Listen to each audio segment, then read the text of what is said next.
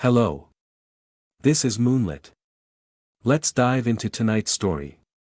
Chapter 1, The Fall. Elijah Masters had learned long ago that exhaustion was a luxury he couldn't afford.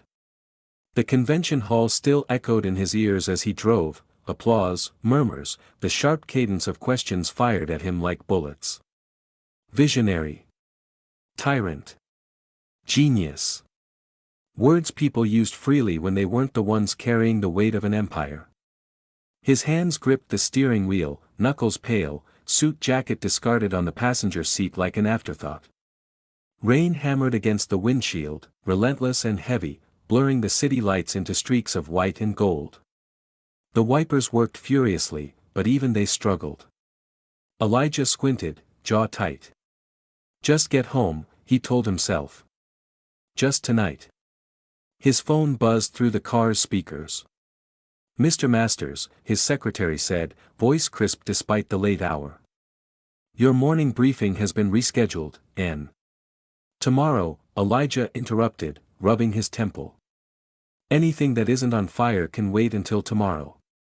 A pause. Then, softer, understood. Please drive safely. The line went dead. Elijah exhaled. The bridge loomed ahead, its dark silhouette stretching across the river like a spine. Normally, he barely noticed it. Tonight, the water below looked wrong, too black, too alive, rippling violently beneath the storm. Focus, he thought. Then it happened. The tires lost traction in a heartbeat. The world tilted, metal screaming, the car spinning sideways as Elijah's breath hitched sharply in his throat. He fought the wheel, instinct screaming orders faster than thought, but the rain-slick pavement betrayed him. No. The guardrail shattered. For a suspended, impossible moment, there was silence. Then gravity claimed him. The car plunged. Impact slammed the air from his lungs as freezing water exploded around him, rushing in through shattered glass. Pain flared, sharp, disorienting, and darkness closed in at the edges of his vision. Seatbelt, his mind shouted. Unbuckle, now. His fingers fumbled, numb as ice bit into his skin. The cabin filled fast, water pressing against him like a living thing. He unbuckled, kicked uselessly, the car already sinking, dragging him down. Panic clawed its way up his spine. This isn't how it ends. Elijah Masters did not drown in the dark. His chest burned. His vision blurred. The cold was everywhere, inside him, crushing, merciless. He thrashed toward what he thought was up, lungs screaming for air that refused to come. And then. A shadow. Large, indistinct, moving through the water with purpose. For a fleeting second, Elijah wondered if his mind was finally breaking, if this was just the last hallucination of a dying man. Strong arms wrapped around him. Something solid. Real. The world shattered into darkness. Warmth came first.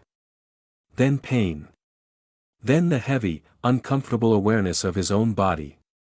Elijah groaned softly, his throat raw, head pounding as if someone had driven nails into his skull. The air smelled faintly of wood and rain and something herbal. Not antiseptic. Not hospital clean. Wrong, his mind supplied immediately. His eyes fluttered open. A low ceiling greeted him, wooden beams crossing overhead. Firelight flickered against the walls, casting soft shadows that moved gently instead of glaring white. A blanket weighed down on his chest, too thick, too warm. Where the hell? He tried to sit up and immediately regretted it. A sharp wave of dizziness crashed over him, forcing a breathless curse from his lips. He collapsed back against the pillows, heart racing. Easy. The voice was calm. Mail. Clothes. Elijah turned his head. A man stood a few feet away near a small kitchen counter, sleeves rolled up, holding a mug that steamed faintly. He wasn't imposing, average height, broad shoulders, hair slightly damp as if he'd just come in from the rain. His eyes, though, were sharp in a quiet way, observant and steady. "You've got a fever," the man continued, crossing the room with unhurried steps. "Moving too fast won't help." Elijah swallowed, throat burning. "Who?" His voice came out hoarse, unfamiliar. The man set the mug down and offered a small, reassuring smile. "Kent Bishop," he said. "You're safe. I pulled you out of the river last night." The words landed slowly. River. Bridge. The fall. Memory surged back in jagged flashes, and Elijah clenched his jaw as his pulse spiked. "I saw your car go over," Kent continued gently. "The storm blocked the roads. No signal. I couldn't get emergency services through." Elijah stared at him, trying to piece together reality. A cabin. Firelight. This stranger. "You should drink," Kent said, lifting the mug again. "It'll help." Elijah hesitated, then accepted it. The warmth seeped into his hands, grounding him. "Thank you," he said finally. Kent's smile softened, just a fraction. "You're welcome," he replied. "Rest. We can talk more when you're stronger." As Kent turned away, Elijah watched him, something unfamiliar stirring beneath the fog of pain and fever. For the first time in years, Elijah Masters had nowhere to be. And for reasons he couldn't yet explain, that thought didn't terrify him. Chapter 2, The Man in the Cabin. Elijah woke to the sound of rain. Not the violent, roaring downpour from the night before, but a softer rhythm, steady and patient, tapping against the cabin roof like cautious fingers. For a moment, he lay still, unsure if he was awake or suspended in the fragile space between dreams. Warmth cocooned him. Too warm. He shifted slightly beneath the thick blanket and hissed as his head throbbed in protest. His body felt heavy, sluggish, as if gravity itself had doubled overnight. Fever, he realized dimly. His thoughts moved slower than usual, dulled around the edges. This wasn't his bedroom. The ceiling was wooden, beams worn smooth with age. The air smelled faintly of pine, rain-soaked earth, and something brewed, tea, maybe. No hum of city traffic. No glowing wall of glass and steel. Just quiet. Real, unsettling quiet. Elijah pushed himself up on his elbows, breathing carefully this time. The room was small but meticulously kept, folded blankets, a neat stack of books on a shelf, a fireplace reduced to glowing embers. Someone lived here intentionally. Not a temporary shelter. A home. He swung his legs over the edge of the bed, the floor cold beneath his bare feet. Assess. Regain control, his instincts urged. But his knees wobbled the moment he stood. "Don't." Kent's voice came from somewhere beyond the doorway, closer than Elijah expected. Elijah paused, annoyance flaring reflexively. He wasn't used to being told what to do.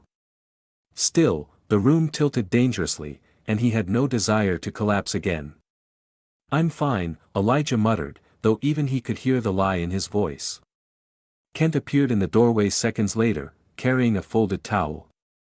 He took one look at Elijah's face and sighed, not exasperated, just resigned. "You're not," Kent said calmly. "And if you faint again, I'm going to have to carry you back to bed. I don't recommend testing that." Elijah frowned faintly. "You already carried me out of a river." "That was adrenaline," Kent replied. This would be stubbornness. Something about his tone, matter of fact, almost amused, made Elijah huff despite himself. He sat back down slowly, conceding the point. Kent draped the towel over Elijah's shoulders with quiet efficiency. His hands were warm, steady.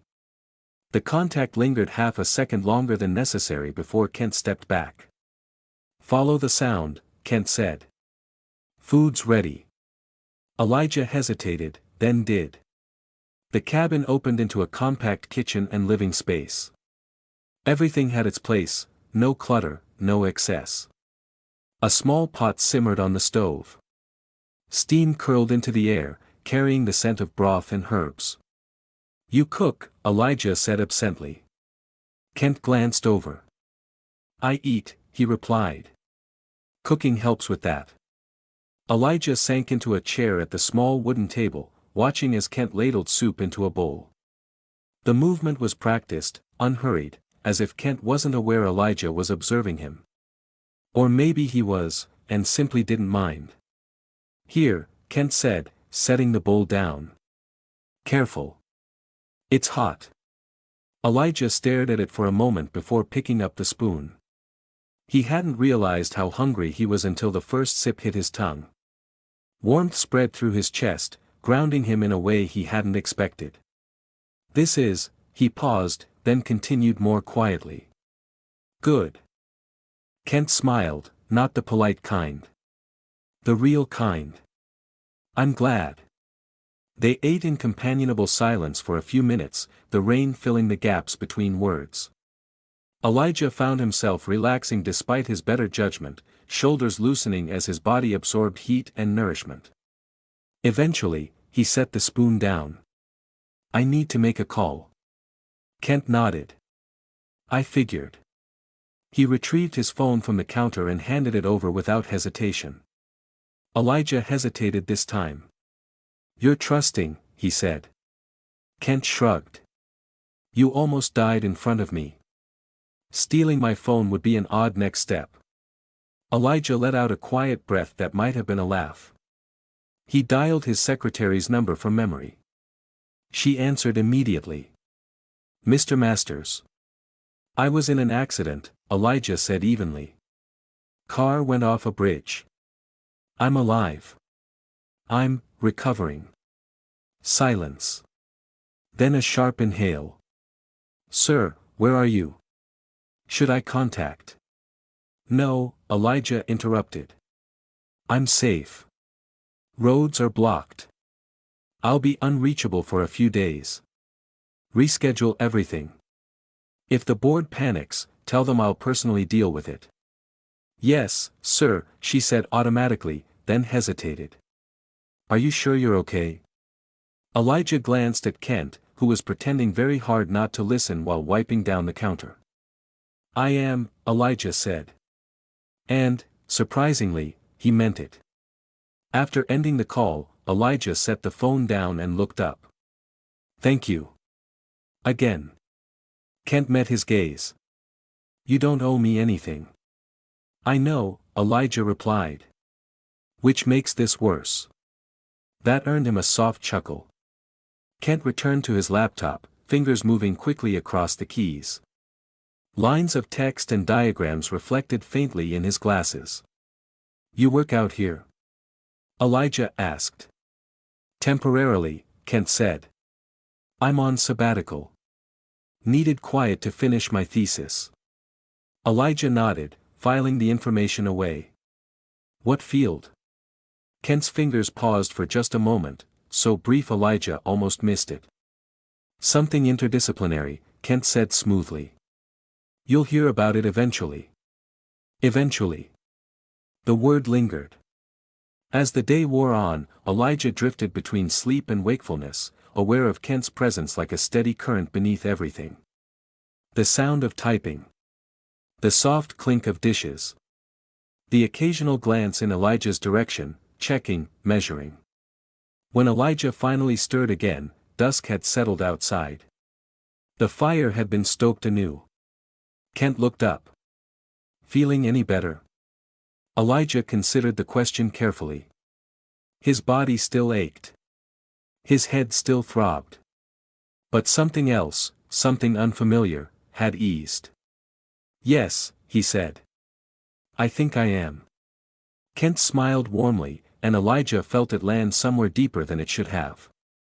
Later, as Elijah lay back down, listening to the rain soften into mist, one thought surfaced unbidden. "I should want to leave." Instead, he closed his eyes and let the cabin hold him. Just for now. Chapter 3, Borrowed Days. Time began to blur in the cabin. Elijah wasn't sure when exactly it happened, when the sharp edges of urgency dulled, when the constant mental tally of deadlines and decisions faded into something quieter. The days passed marked not by meetings or alarms, but by the soft shift of light through the cabin windows and the changing rhythm of the rain. On the third morning, Elijah woke without the fever. He noticed it immediately, the absence of heat beneath his skin, the clarity returning to his thoughts. His body still felt weak, but it was a familiar weakness now, manageable, measurable. He sat up slowly and waited. The room stayed steady. Progress. He dressed in the borrowed clothes Kent had left folded neatly on the chair, soft cotton, slightly loose, faintly scented with detergent and something distinctly Kent. The thought made Elijah pause longer than necessary. Focus. The cabin was quiet when he stepped out, sunlight filtering through the trees outside. Kent sat at the table with his laptop open, a mug cradled between his hands. He looked up as Elijah approached. "You're up early," Kent said. Elijah glanced at the window.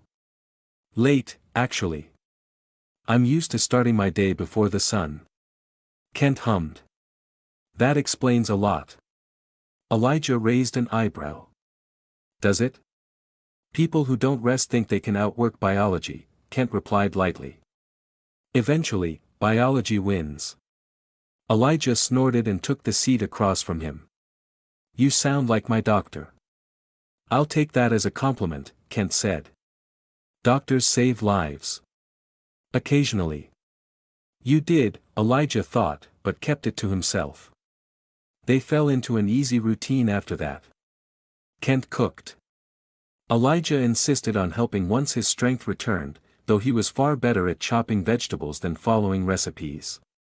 They ate together, talked about neutral things, books, cities, the inconvenience of bad coffee. Kent never pressed. Elijah noticed that. One afternoon, rain gave way to fog, and Kent suggested a short walk. The air outside was crisp, the forest damp and alive. Elijah breathed deeply, the scent of pine filling his lungs. "I forgot places like this existed," Elijah admitted.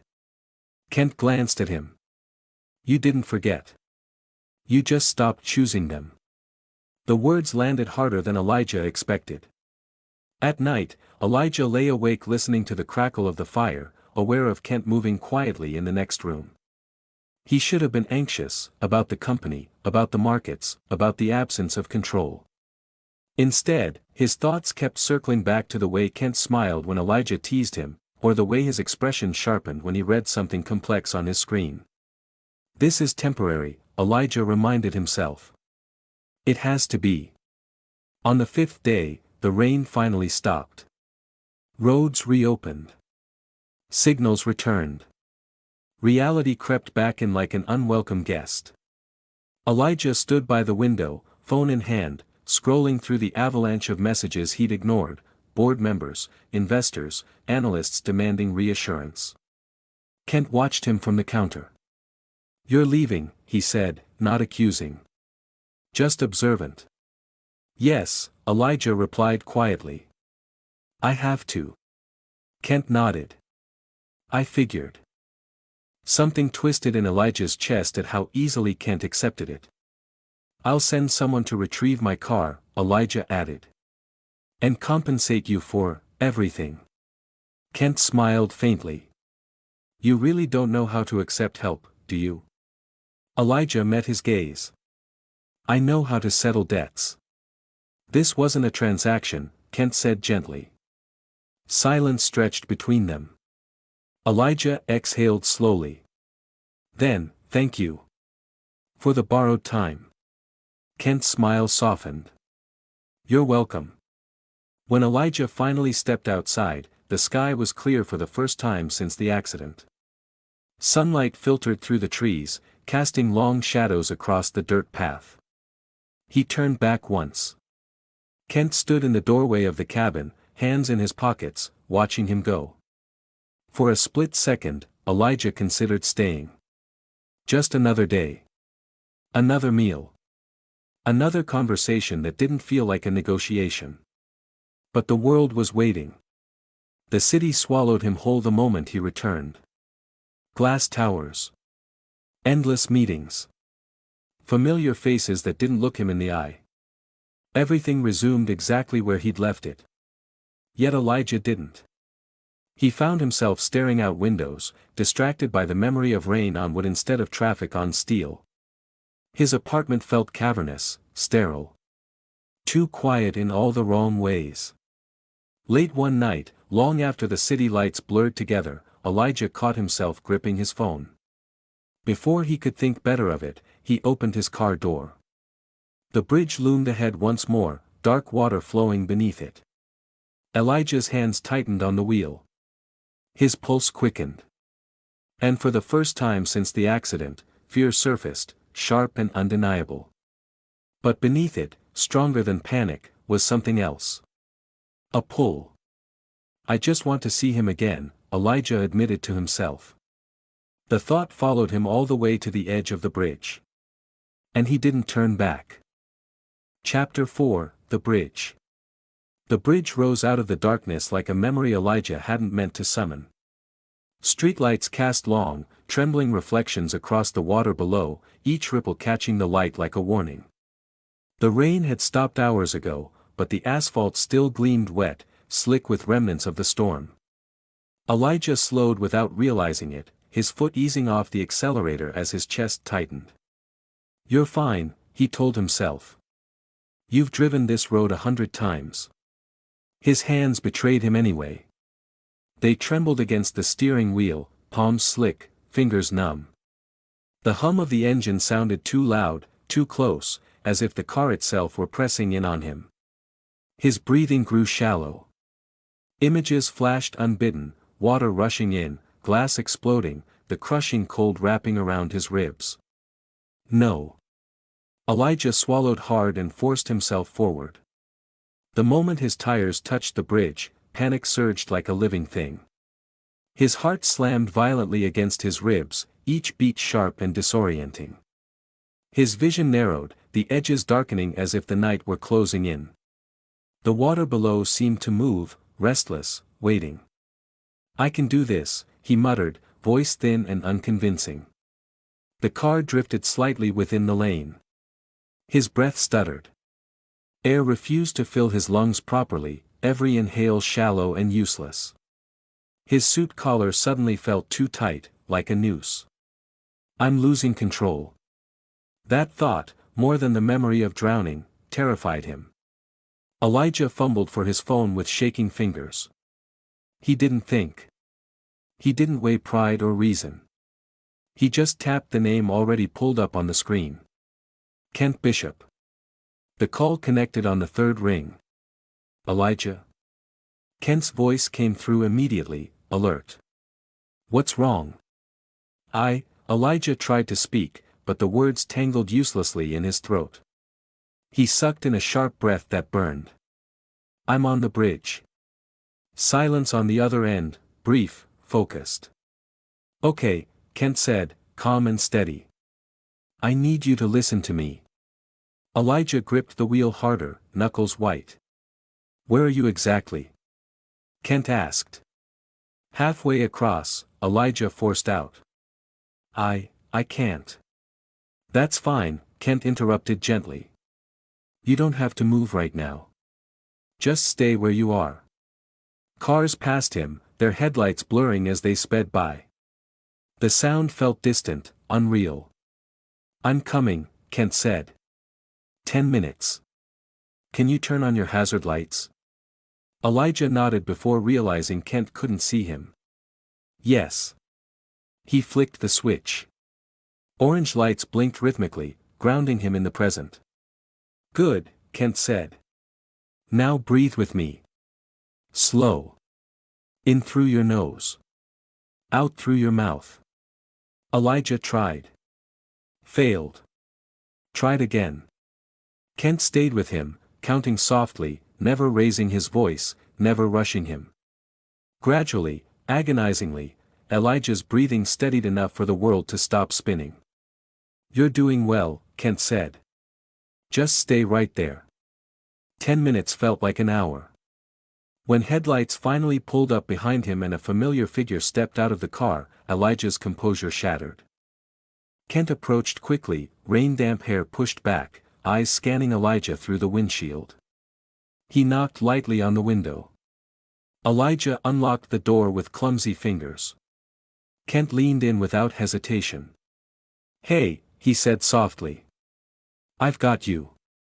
Those words, "I've got you," hit Elijah harder than the crash ever had. His breath hitched. "I thought I was past this." Kent shook his head. "Trauma doesn't work on schedules." He guided Elijah out of the car and wrapped an arm around his shoulders, solid and grounding. Elijah leaned into the contact before he could stop himself, forehead pressing briefly against Kent's shoulder. "I'm sorry," Elijah murmured. "Shouldn't have called." "I shouldn't." Kent squeezed him gently. "You did exactly what you needed to do." They stood there for a moment, the bridge humming beneath their feet, the water below no longer quite so threatening. Back in the cabin, the fire was already lit. Kent ushered Elijah inside, handing him a mug of tea without comment. The warmth seeped into Elijah's hands, easing the lingering tremors. "I didn't mean to bother you," Elijah said quietly after a long stretch of silence. "I know you're busy." Kent sat across from him. "You didn't bother me." Elijah looked up. "You came immediately." "Yes," Kent replied simply.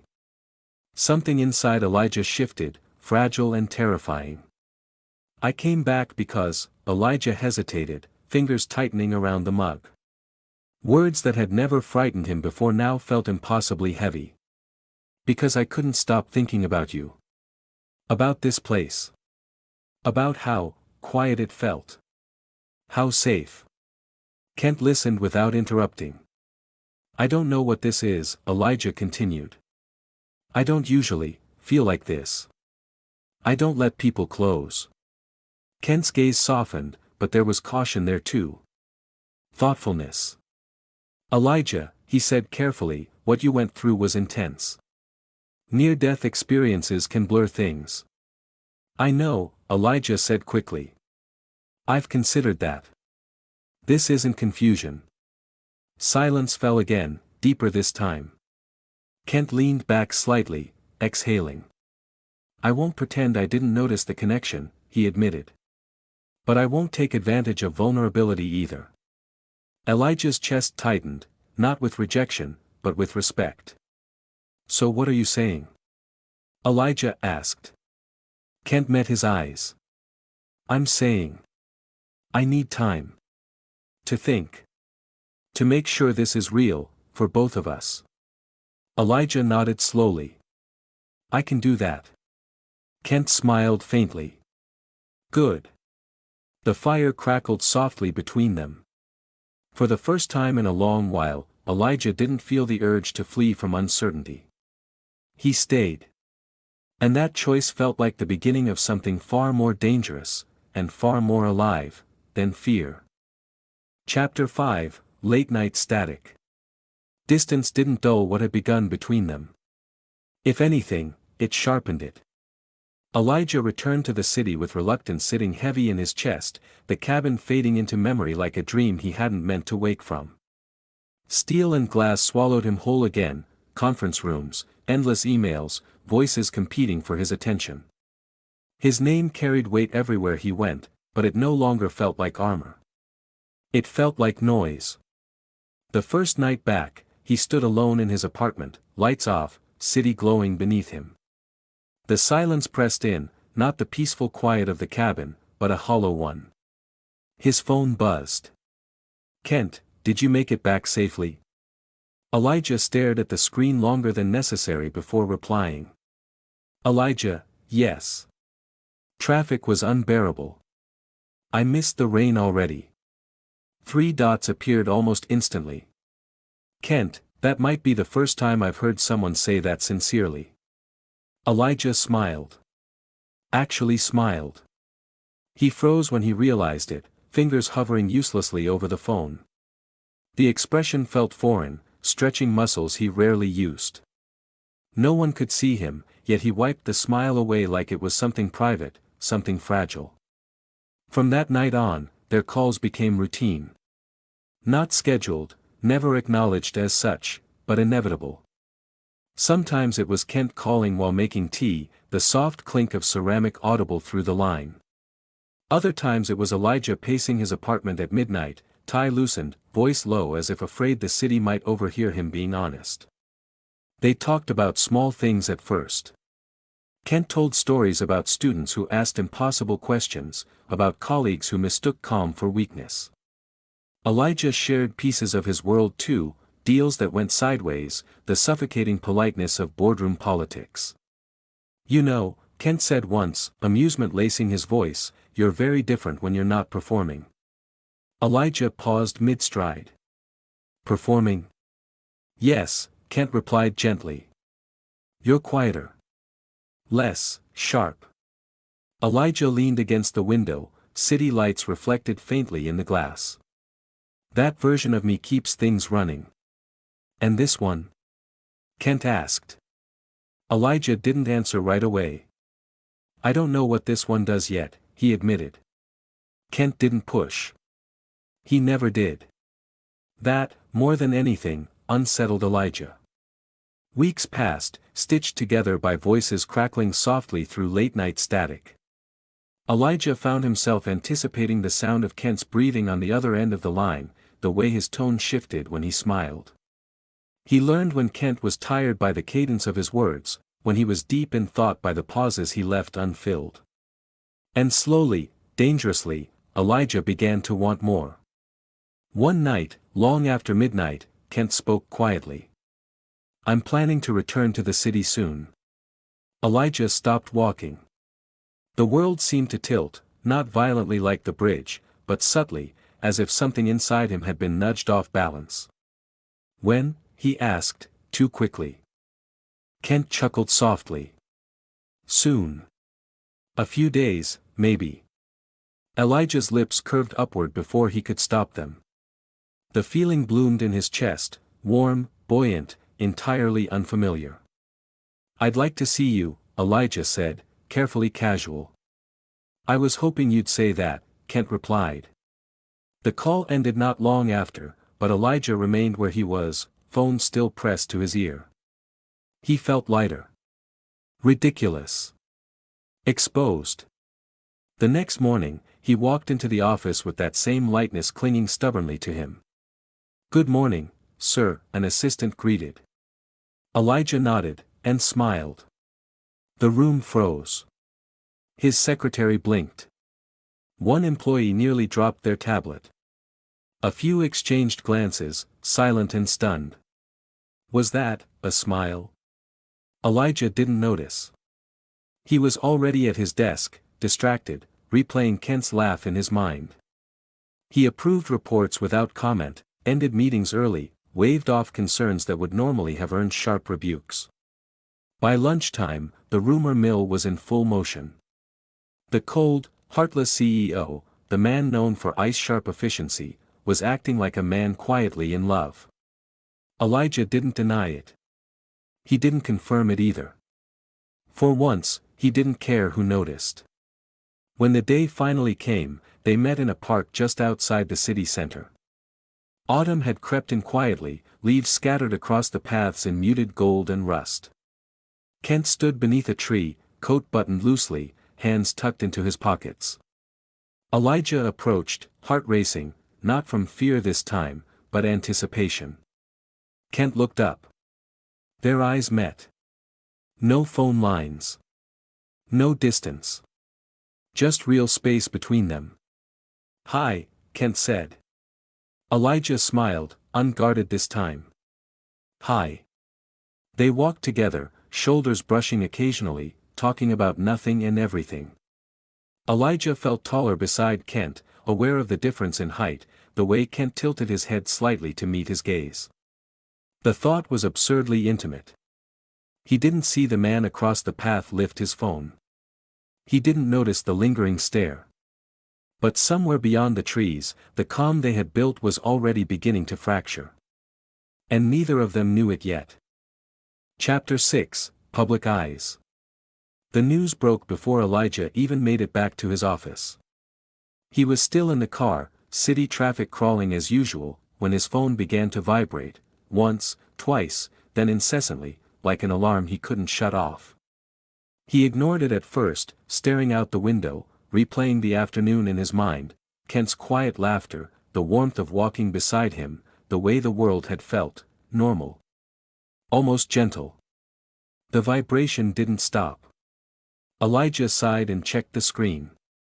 Secretary, 12 missed calls. PR Director, 8 missed calls. Board Liaison, 5 missed calls. His stomach tightened. He opened the first news alert. Tech titan Elijah Masters spotted in intimate relationship, questions raised about ethics and leadership.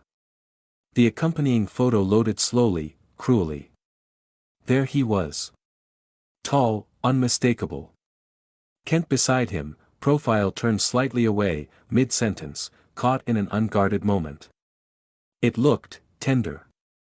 Elijah's breath hitched. This can't be happening, he muttered. His phone rang again, this time, Kent's name lit up the screen. Elijah answered immediately. Kent.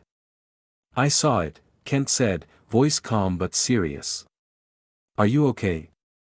Elijah laughed once, sharp and humorless. Define okay. A pause. Then, steady and grounding, where are you right now? In the car. On my way to the office. Good, Kent said. Get there. Don't say anything publicly. Don't post. Don't deny. Just wait. Elijah blinked. Wait? Yes, Kent replied firmly. This is a narrative battle, not a fire drill. The phrasing cut through the panic like a blade. You sound very sure, Elijah said. I am, Kent answered. Trust me. Elijah closed his eyes briefly. Trust. The word came easier now than it ever had before. Okay, he said. I trust you. By the time Elijah reached the office, chaos had already bloomed. Phones rang non-stop. Screens flashed headlines. His PR team crowded into the conference room, voices overlapping, each more anxious than the last. This is a disaster. Investors are asking questions. We need a statement immediately. Elijah raised a hand. Silence fell. He's coming, Elijah said evenly. Who? Someone asked. Kent Bishop. A few exchanged confused looks. Others frowned. 10 minutes later, Kent walked in. He didn't look intimidated. If anything, he looked focused, coat draped neatly over one arm, eyes scanning the room with quick, intelligent precision. He met Elijah's gaze briefly, something reassuring passing between them, then turned to the team. Hi, Kent said pleasantly. I'll be coordinating your response. The PR director bristled. And you are? Kent smiled. Not apologetically. Confidently. Someone who understands how stories breathe. He moved to the screen, pulling up the articles, the social media reactions, the trending keywords. Right now, Kent continued, this isn't about ethics. It's about optics. And optics are malleable. Elijah watched, transfixed. Kent spoke with calm authority, breaking down the media cycle, how outrage peaked, how speculation fed itself, how silence could be power if used correctly. No defensive statements, Kent said. We don't deny the relationship. We contextualize it. Emphasize transparency. Humanity. Elijah Masters as a person, not a machine. One team member hesitated. But the competitor. I'm getting to that, Kent replied smoothly. He pulled up another file. Your competitor leaked this, Kent said. Sloppily. Through a shell media outlet. That alone discredits the narrative. Elijah leaned forward. You're sure? Kent met his eyes. I don't guess. The room shifted. For the next hour, Kent orchestrated the response with surgical precision, controlled releases, carefully worded interviews, timing coordinated to starve the scandal of oxygen rather than feed it. When the meeting adjourned, the room felt lighter. Elijah followed Kent into the hallway, heart pounding, not with fear, but awe. "You've done this before," Elijah said quietly. Kent exhaled. "I used to be a reporter. Communications and journalism were my major. I'm currently the assistant director of the liberal arts department." Elijah stared at him. "You never mentioned. You never asked," Kent said gently. Elijah laughed softly, shaking his head. "Of course you are." That evening, as the first counter-headlines began to surface, Kent made a final call. Then another. Then another. By morning, dirt surfaced on Elijah's competitor: financial misconduct, silenced whistleblowers, evidence released through respected investigative channels. Not sensational. Credible. The tide turned. Public outrage shifted direction. Questions redirected. Elijah's name faded from the spotlight, replaced by far darker revelations. Elijah watched the coverage from his office, Kent standing beside him, arms crossed. "You didn't have to do this," Elijah said quietly. Kent glanced at him. "Yes," he said. "I did." Elijah felt something settle firmly in his chest. Love, he realized, wasn't just warmth or longing. Sometimes, it was protection. And watching Kent stand unflinching in the storm, Elijah fell harder than he ever had before. Chapter 7, The Reveal. The city woke to a different story. Elijah noticed it the moment he stepped into his office the next morning. The air was still tense, but the panic had thinned, replaced by something cautious, watchful. Screens that had once screamed his name in bold, accusatory headlines now flickered with quieter words. Investigation launched into rival tech firm. Leaked documents raise questions of corporate misconduct. Elijah paused in front of one screen, coffee forgotten in his hand. It was working. He turned toward Kent, who stood near the window, phone pressed to his ear, voice low and controlled. "Yes," Kent said. "That outlet will do. Cross-reference with the financial filings, don't rush it." He ended the call and exhaled slowly, rubbing the bridge of his nose. "You didn't sleep," Elijah said. Kent smiled faintly. "Neither did you." "True." Elijah's mind had refused rest, caught between anxiety and something dangerously close to admiration. Watching Kent in motion, strategic, composed, decisive, had stirred something deep in him. Not just desire, but respect. A powerful, grounding respect. "They're listening to you," Elijah said quietly. "Everyone. Even my board." Kent shrugged. "People listen when you don't waste their time." Elijah huffed a soft laugh. "You make it sound simple." "It's not," Kent replied. "But it is predictable." As the day unfolded, more pieces fell into place. The competitor's name dominated news cycles now, dragged through meticulous reporting. Documents surfaced, contracts buried deep, testimonies corroborated by multiple sources, timelines that aligned too cleanly to ignore. No dramatic accusations. Just truth, laid bare. Elijah watched the machinery of public opinion turn with almost clinical fascination. "You planned this," he said. Kent met his gaze. "I prepared for the possibility." "You knew this could happen the moment we walked into that park." "Yes." Elijah felt a flicker of guilt. "And you still came." Kent's expression softened. "I don't live my life assuming the worst will win." That did something to Elijah's chest. By afternoon, the final revelation broke, an in-depth feature detailing Kent's role in guiding the response, written not as a defense piece but as a profile. Who is Kent Bishop? The strategist behind the silence. Elijah read every word. Former investigative reporter. Degrees in communication and journalism. Known for ethical media strategy. Current assistant director of the liberal arts department at a prestigious university. A man who had stepped away from the spotlight by choice.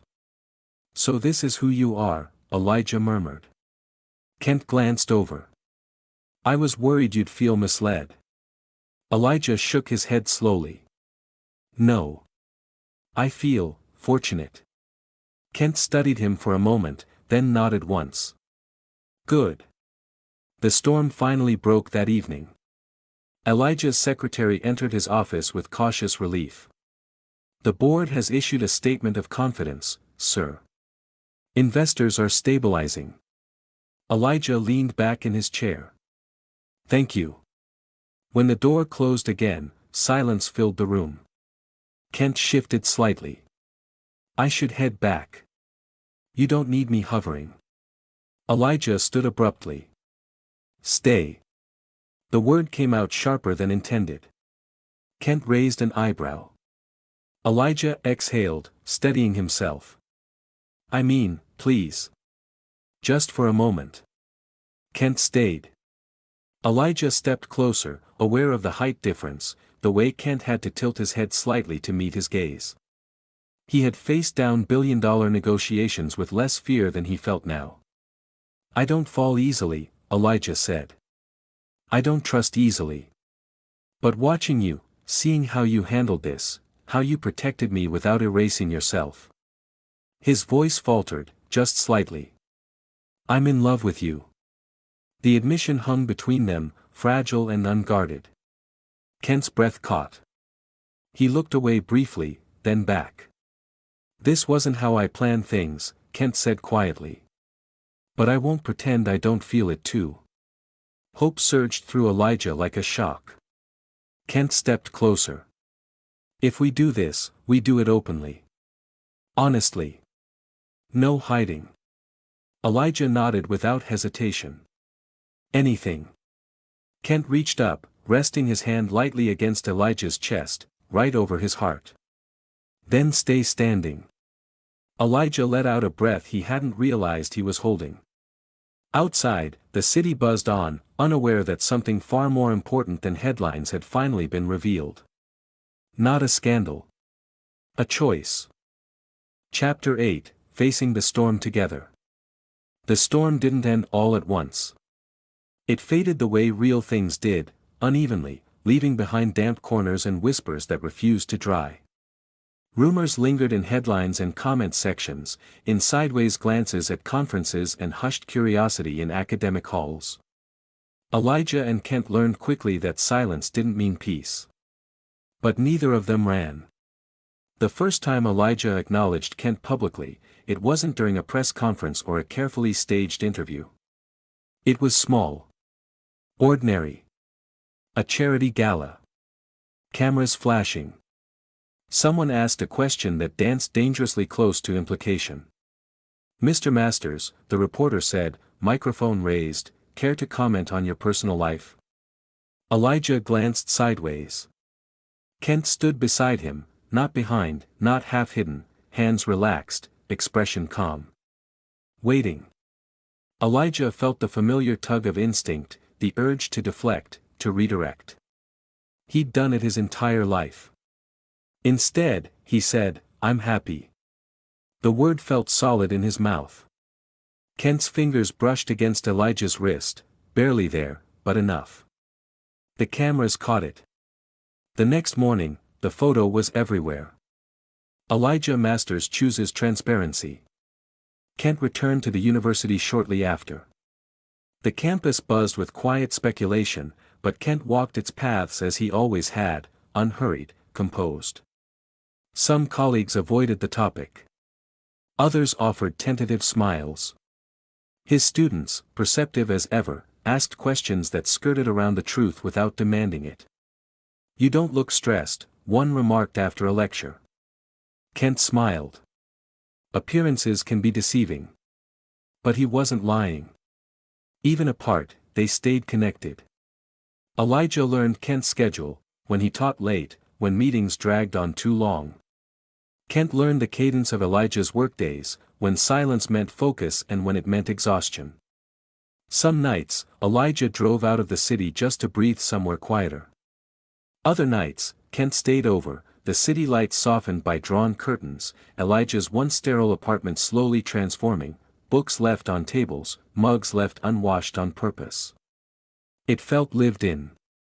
One evening, they stood together on the bridge. Not the one from the accident, another, higher, quieter, overlooking a stretch of water that reflected the sky instead of swallowing it. The city hummed distantly behind them. Elijah leaned against the railing, hands steady now. "I used to think strength meant control," he said. Kent rested his elbows beside him. "And now? Now I think it means choosing what you don't run from."